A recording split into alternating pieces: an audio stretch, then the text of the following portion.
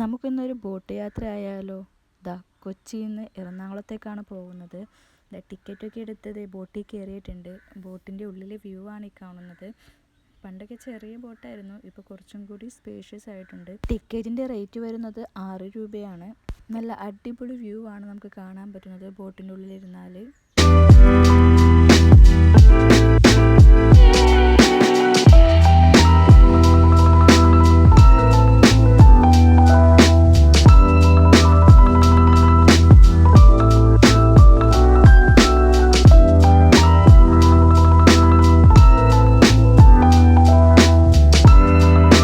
നമ്മളങ്ങനെ ഒരു 15 മിനിറ്റോളം വേണ്ടി വരും തോന്നുന്നു യാത്ര.